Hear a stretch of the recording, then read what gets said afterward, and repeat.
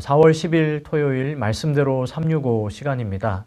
오늘은 사무엘하 12장에서 14장까지 말씀을 함께 살펴보고 정리해 보도록 하겠습니다. 사무엘하 12장은 이 범죄한 다윗과 이 나단 선지자의 대화로 시작이 됩니다. 하나님께서 나단 선지자를 보내셔서 이 다윗의 잘못을 책망하시는데, 이 다윗은 나단 선지자의 책망을 듣고 곧장 회개하게 됩니다. 그러나 이 다윗이 밧세바를 통해 얻은 아이가 크게 앓게 되고, 다윗은 아이를 위해서 7일간 금식하며 기도하지만 결국 아이는 죽게 되고, 다윗은 이 아이의 죽음을 하나님의 뜻으로 받아들이게 됩니다. 졸지에 본 남편인 우리아를 잃고 또 아이를 잃게 된 밧세바를 이 다윗은 위로하고, 또 다윗은 그 위로하는 가운데 이 밧세바에게 또 다른 아들을 얻게 하는데, 이 아이가 바로 하나님께 사랑받음을 입은 자라는 뜻의 여디디아, 즉 훗날에 다윗의 왕위를 계승하는 이 솔로몬입니다. 이어지는 13장에서는 다윗의 자녀들 가운데 큰 문제가 발생하는 것을 보게 됩니다. 이 다윗의 큰 아들인 암논이 이복 누이 동생인 다말을 범하게 된 사건이 발생한 것입니다. 이 더 큰 문제는 암논이 이 다말을 욕보인 다음에 자신의 누이 동생을 마치 몸파는 여인처럼 대했다라는 것입니다. 그래서 누이 동생을 범한 다음에 이 동생을 내쫓아 버리게 되는데, 이 다말은 굉장히 큰 아픔, 상처를 갖고 자신의 친오라버니인 압살롬에게로 가서 그 압살롬의 집에서 이제 처량한 신세로 지내게 되는데, 이 압살롬은 누이 동생이 당한 일을 이 마음에 품은 채로 그 뒤로 2년의 시간을 보내게 됩니다. 2년 동안 암논에 대한 이 복수의 계획을 짜고, 또 압살롬은 이것을 실행하는데, 이 자신의 양떼들의 그 털 깎는 날 축제를 벌이게 되고, 이 축제를 빌미로 자신의 형제들, 즉 다윗의 아들들을 초대하게 됩니다. 그리고 이 잔치 자리에서, 축제 자리에서 자신의 누이 동생을 범한 형이자 다윗의 적장자인 암논을 살해하게 됩니다. 이렇게 형 암논, 다윗의 적장자를 살해한 압살롬은 이 외조부인 이 그술 왕에게로 도피해서 이 그술 땅에서 3년을 망명생활을 하게 됩니다. 그리고 14장에서는요, 이어지는 14장에서는 이 다윗의 군대 장관인 이 요압의 중재로 다윗과 압살롬이 제외하는 내용이 기록이 되어 있습니다. 이 요압은 드고아의 지혜로운 여인을 통해서 다윗의 마음을 설득하게 되고, 다시금 압살롬이 이 구술에서 예루살렘으로 돌아오게 됩니다. 그러나 이 압살롬은 이스라엘로 예루살렘으로 돌아오게 되었지만 그 뒤로도 2년 동안 아버지 다윗을 만날 수가 없었습니다. 그래서 압살롬은 이 중재했던 요압을 압박해가지고 아버지와의 자리를, 만남의 자리를 주선하게 하는데, 그렇게 압살롬은 형 암논을 죽인 뒤로 구술에서 3년, 예루살렘에서 2년, 무려 5년 만에 이 아버지 다윗을 만나게 됩니다. 그러나 그 만남의 자리는 형식적인 자리였고, 오히려 다윗에게 다가올 이 새로운 시련을 예고하는 자리에 지나지 않았습니다. 여기까지가 14장의 내용인데, 이 한평생 전쟁의 한복판에서 살았던 다윗, 이 아말렉과 또 블레셋, 이 다양한 이방 민족과 전쟁을 치루었던 다윗입니다. 그런데 그의 인생의 후반부에 들어와서는 이 자신의 자녀들로 인해서 또 다른 형태의 전쟁을 겪게 되는 다윗의 모습을 보게 됩니다.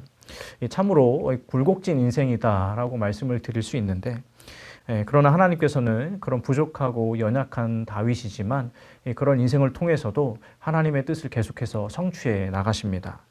오늘 하루도 이 말씀대로 365를 통해서 하나님의 뜻을 깨달아 아시고 그 뜻을 이루며 살아가시는 저하고 여러분이 될 수 있기를 주님의 이름으로 축복합니다.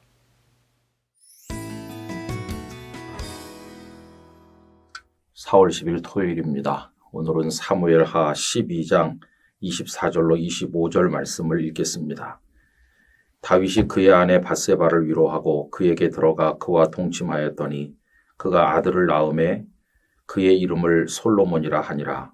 여호와께서 그를 사랑하사 선지자 나단을 보내 그의 이름을 여디디아라 하시니 이는 여호와께서 사랑하셨기 때문이더라. 아멘. 다윗은 밧세바와 간음했고 그녀의 남편 우리아를 치열한 전선에 내보내 적의 칼에 죽게 하는 무서운 죄를 저질렀습니다.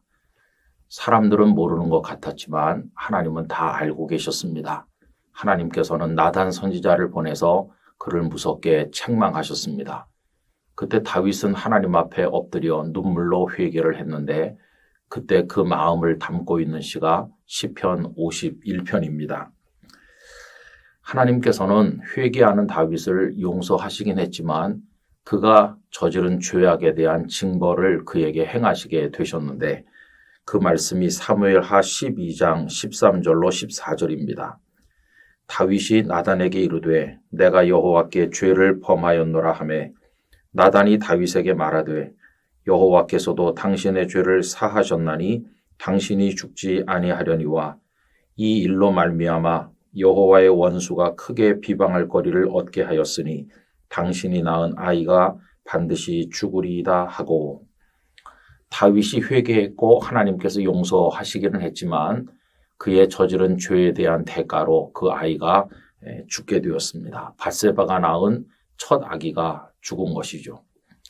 이제 그 이후에 밧세바가 두 번째 잉태를 하고 아기를 낳게 되었는데 그 아기가 다름 아닌 솔로몬입니다.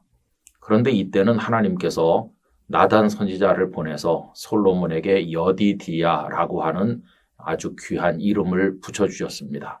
여디디아라는 말의 뜻은 하나님께서 사랑하시는 이라는 뜻입니다. 여러분, 첫 번째 아기는 죄에 대한 징벌로 죽은 반면에 두 번째 아기에게는 하나님께서 축복의 이름을 붙여주신 것이죠. 이걸 통해서 우리가 배울 수 있는 몇 가지가 있습니다. 첫째로 하나님께 저지른 죄를 하나님께서는 그저 넘기시는 일이 없다는 것입니다. 두 번째로 그 죄를 회개하면 용서하신다는 것입니다. 세 번째로 그 죄로 인한 형벌이 남아있는데 예수 그리스도께서 우리들이 감당해야 될 형벌을 십자가에서 직접 대신해서 감당해 주셨다는 것입니다. 이제 남아있는 과제는 다시는 그 죄를 저지르지 아니하고 거룩한 하나님의 사람으로 감사하면서 살아나가야만 될 것이라고 하는 말씀입니다. 여러분, 이 중에서 핵심은 회개하는 것입니다. 여디디아라는 이름을 그 두 번째 아기에게 붙여주신 것은 하나님께서 다윗을 용서하셨음을 상징적으로 보여주는 것이라고 하겠습니다. 죄로 인한 고통은 우리 인생이 당하는 고통 가운데서 가장 무서운 것이고 결국 그것 때문에 죽음이 오고 멸망이 오는 게 아니겠습니까? 여러분, 죄를 짓지 않고 살 수 있으면 최상이겠지만 그렇지 못한 우리들에게 있어서 회개라고 하는 것은 너무나도 중요한 것입니다. 회개하지 않으면 극심한 영적 고통이 옵니다. 그러나 회개하면 용서받는 기쁨이 있는데 이것에 관해서 다윗은 시편 32편 3절에서 5절까지에 잘 말씀하고 있습니다. 내가 입을 열지 아니할 때에 종일 신음함으로 내 뼈가 쇠하였도다. 주의 손이 주야로 나를 누르시오니 내 진액이 빠져서 여름 가뭄의 마름같이 되었나이다. 내가 이르기를 내 허물을 여호와께 자복하리라 하고 주께 내 죄를 아뢰고 내 죄악을 숨기지 아니하였더니 곧 주께서 내 죄악을 사하셨나이다. 여러분, 우리의 죄를 하나님 앞에 고백합시다. 용서를 구합시다. 회개합시다. 그리고 용서받은 이후에는 반복적으로 죄를 짓지 아니하도록 우리의 삶을 성령님 안에서 거룩하게 지켜나가도록 힘쓰고 늘 엎드려 기도하기를 원합니다. 죄로 인한 고통이 우리에게서 물러가고 우리들에게도 여디디아라고 말씀해 주시는 하나님의 위로와 은총이 임하기를 간절히 기원합니다. 아버지 하나님, 죄를 방치함으로 회개치 않음으로 고통받는 어리석은 자가 되지 않게 하시고 저희의 모든 죄를 철저히 회개함으로 용서와 구원을 얻게 하시고 하나님의 사랑을 입게 하여 주시옵소서. 예수님의 이름으로 기도하옵나이다. 아멘.